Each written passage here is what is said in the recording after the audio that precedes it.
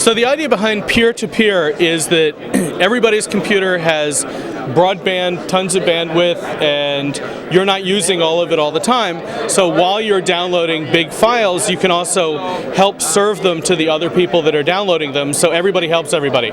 So if something is very powerful, very popular, and it's got 10,000 people downloading it, it gets, instead of one little server that's getting crushed, if you're familiar with the /dot effect where a website gets a lot of publicity and dies, with peer-to-peer, if something gets a lot of publicity, all of a sudden it's got 10,000 servers or 100,000 servers or a million servers. So the capacity scales as the demand scales, which makes for phenomenal scalability and phenomenal economics, which is great for content delivery because the stuff that's really popular right now can be very, very expensive to deliver, particularly when you're talking about large, high-quality, rich video files. We're not a compression technology, so as opposed to compression technology, you can actually send lossless, high-quality video files, HD video, for example, and distribute it very cost-effectively using our peer-to-peer platform.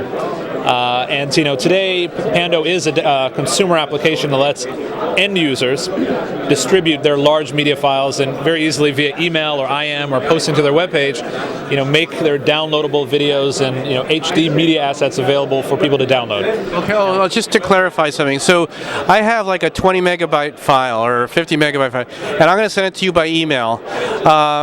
It's not being compressed, it's being kind of broken up into parts locally. Could you kind of explain that a little bit? So what is being sent via email is a small file that basically triggers the peer-to-peer transfer, the connection from your machine to the recipient's machine, as well as our servers, which act as backups to facilitate the distribution in a more reliable and high-performance way. Some people use it for email. I know it's been integrated to IM. I know that there's embeds that can sit on MySpace. Tell us a little bit about how the use of this has evolved and the utility of it. Sure. We started out with the realization that I take a bunch of photographs and video on a vacation. I can't send them around in email because it really wasn't designed to deal with big files.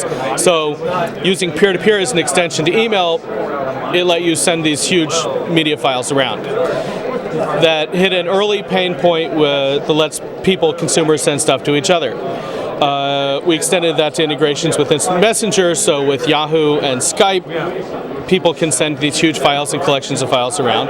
And many people are using Pando for downloading files from websites, so on your MySpace page or your blog or whatever, you can put gigabyte videos and collections of photos and whatever you want embedded in your website. So these are all very natural extensions evolving us towards a content distribution model to now where we support podcasters delivering HD video very efficiently. One of the challenges with podcasting is that the more subscribers you have, the more money you pay. Every subscriber costs you more money. You know it beat, right? Yeah. You pay for every stream.